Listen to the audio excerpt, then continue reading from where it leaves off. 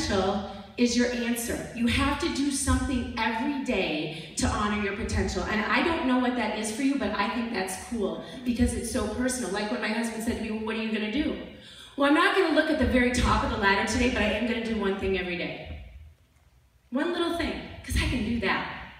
I may not know how to start a website right now, but I can figure it out if I make a phone call tomorrow, if I ask somebody else who did it, if I look at other websites, all those steps. You cannot change your life unless you change something you do every day. Does that make sense? You cannot change your life unless you change something that you do every day. So if you look at your business, what is in your way of your coaching business? You gotta change it. You can change without growing, but you cannot grow without changing. You can change without growing, but you cannot grow without changing. What does that mean? You better be changing the right things. You cannot just change something arbitrarily to say, well, I made a change yesterday. Well, if it's not the right change that you should be making, then you're not gonna have the growth that you would like. So make a list, and Chalene Johnson was always really big about these lists. Make a list of what you could change, and then make a list of what you really could change. Like, what are you really willing to do? What was that? It's just a phone. Oh, okay. All right. Fire drill. Everybody out. Speaking of fires. All right, go ahead. So I'm going to give you 4 different avenues on how to honor your potential. You come up here. At 46, my eyes have really changed. That happened in the last year. Okay, so I know me and I like me. To honor your potential. I'm too important for excuses. Igniting your potential. I rock resilience. Igniting your potential. And I can because I can. I'm going to go through these 4 things. It'll be about 2.5 hours. Cool? 20 minutes. Okay, go ahead, Kate.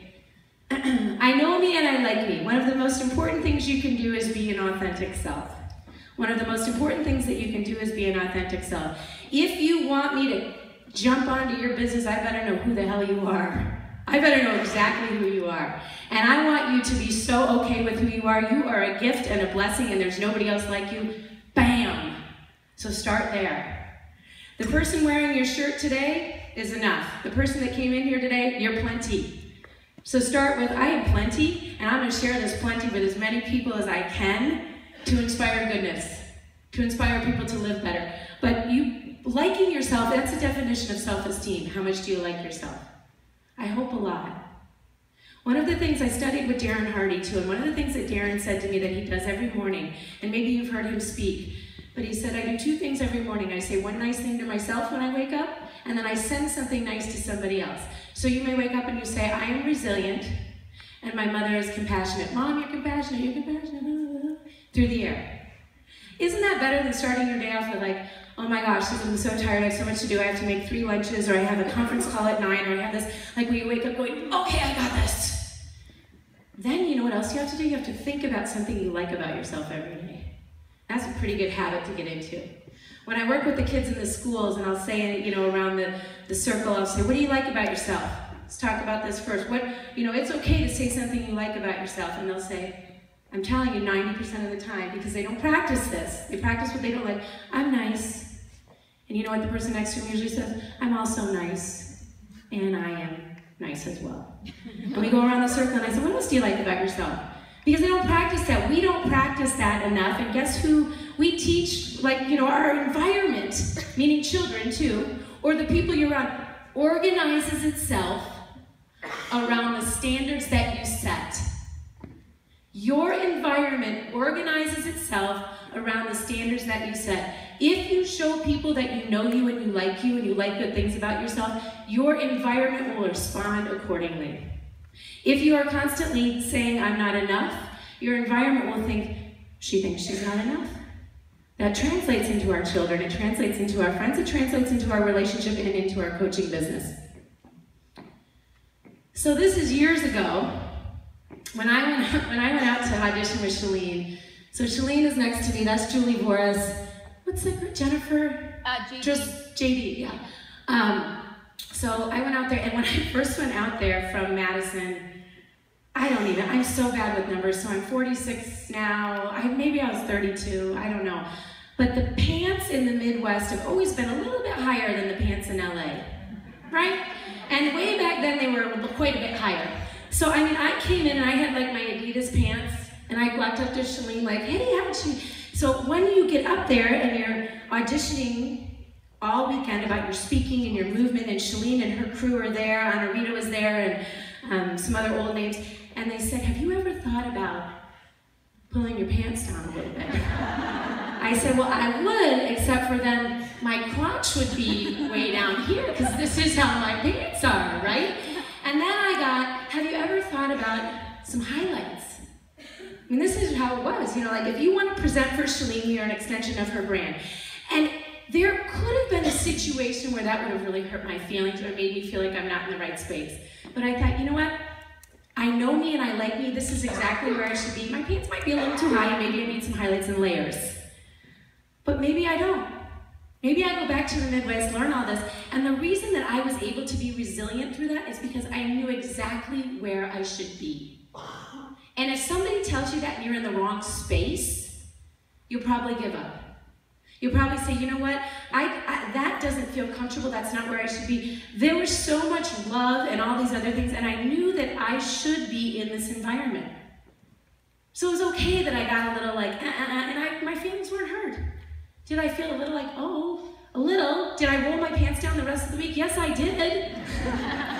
But I knew that's where I should be, so be really secure about the choices that you're making, and you'll know authentically when you're in those situations if you're recruiting the right people, or you're taking the right classes, or you're hanging out with the right people, if that's where you should be, because you'll just say, that stuff doesn't matter, this is where I should be. Go ahead, Kate. Katy, you're in this, we can't see it, but I'm right there in front. Remember those zebra pants? I think I still have mine. I think I still have mine too. And then over, that's Katy. But when I was in this environment training all these instructors, I just knew that's where I should be. It's not for everybody, and it's not a deal breaker. I mean, you don't have to take any certain path to be successful. I really believe that. I know a lot of successful people, and I know some really unsuccessful people who are doing things that look very successful, but they're not happy. Okay, go ahead. We all know this through personal development as Beachbody coaches, that you make an appointment with yourself and you make it 5 times a week. And it's not just, oh, tomorrow I'll get my personal development done. When? So for me, I get up at 4:30 most days, so I can't do it earlier than that, because that's when I like to teach, because you just have to take one shower when you teach at 5:30 and then you're done for the day, right? I hate getting ready. So if you make an appointment with yourself, if I said, well, I'll get up earlier, well, I'm not gonna do that. I might do it once and then I won't. So be realistic. When are you gonna make your appointment with yourself? Is it at noon? Do you have a break at noon where you could take a walk or do your reading? Can you do it at 5 o'clock before you go home, if you go home at 5? Can you stay up a little later? But make a real appointment with yourself, because this is your deal breaker. People say to us, well, I worked out 3 times a week and I spent an hour, and it's 3 hours a week, or I worked out 4 times a week. Well, when did you work on your head? Because unless you change your head, you really don't commit to the workouts. So when are you mentally working out? Because that's bigger. When you start to mentally get stronger and you start to know yourself better, and then you like yourself better because you're comfortable in your skin, you know the law of attraction, like attracts like. By focusing on positive or negative thoughts, a person brings positive or negative experiences to their life. That's the bottom line. We know that. We know that. And we can go somewhere negative, and that does happen, but you gotta come back. You have to know. The other night I spoke at American Family, and I was talking to them about taking daily vacations.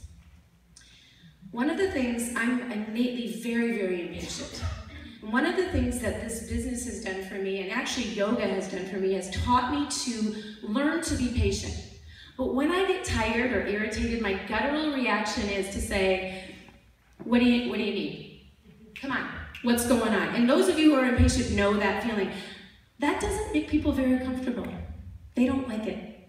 My family doesn't like it, my friends don't like it. It can be a good trait in my business sometimes if I'm alone and I'm impatient with something. It can be a bad trait for interaction. What I have learned, so you have to learn, like when you can and can't do things. I can't send emails after 10 p.m. I put them in my draft box because I'm tired, because I get up at 4:30. And when I start reading my emails at night, and some of them we all get crappy emails, right? We all get an email where we said, I cannot believe they sent that to me. And if I'm impatient and tired, my response is not mean, but it might be a little less flowery than it could be. And so I can write it at night, but I put it in my drafts box. At 4:30 a.m., I can conquer the world. It's the way my biorhythms are. I reread them then. Maybe they need a few extra words, maybe they don't, and then I send them. It took me a little bit to learn that. But when I send a couple of those emails and you read them the next day, what it sounded like a good idea that night, not so much. Because someone reads that thinking, what a jerk. When I'm really not being a jerk, I'm just saying, let's just get this done, I gotta move on to the next one, you shouldn't have sent that to me in the first place is what I'm thinking, but that's not okay for me. So know when you want to be as positive as possible, what changes do you have to make in your life?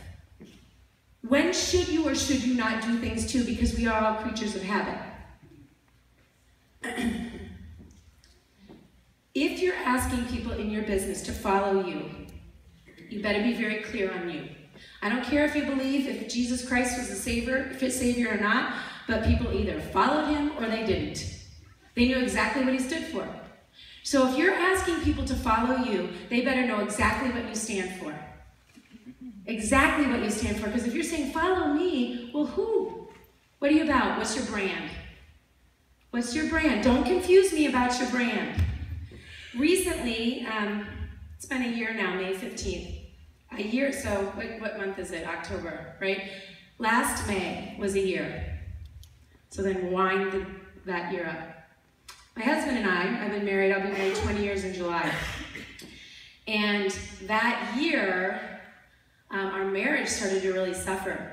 My business was booming. My husband has a very busy career that he really enjoys. He manages money, nothing that I know how to do or would like to do. And I started taking a lot more gigs and traveling. And what I would say to him, I would say, hey Rob, when are you home in 2 weeks? I've been asked to go to Atlanta. He said, I'll be home on Wednesday. Okay, good, then I'll fly out Wednesday night. And then, because we have the 3 kids. And I just want to make sure they were taken care of. That's one thing too of being an entrepreneur, we get to make these choices.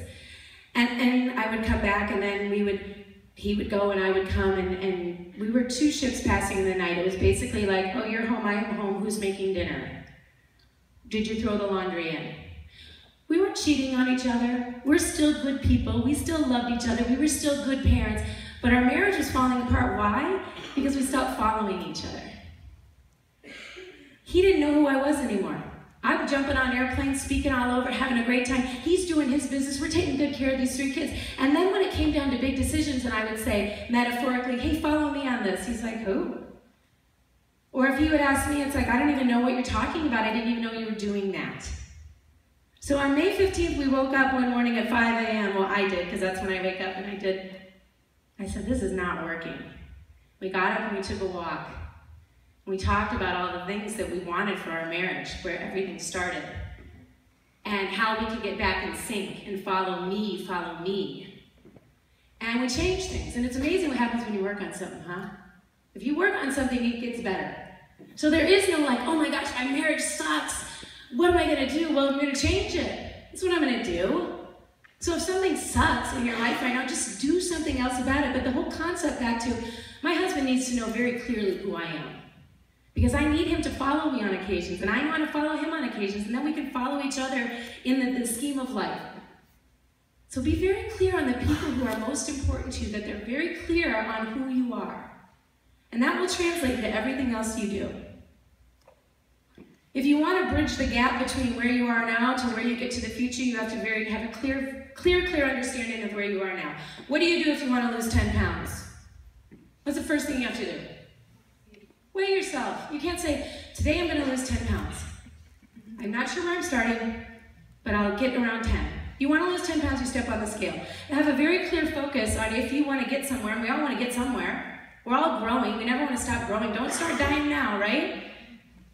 We got to be very clear on where we're starting, the path that we're starting. Discovering your uniqueness, celebrating it, and developing it is one of the most important things that you'll ever do in your life. Read that again. Think about that. Discovering yourself, your uniqueness, it's one of the most important things that you'll ever do in your entire life.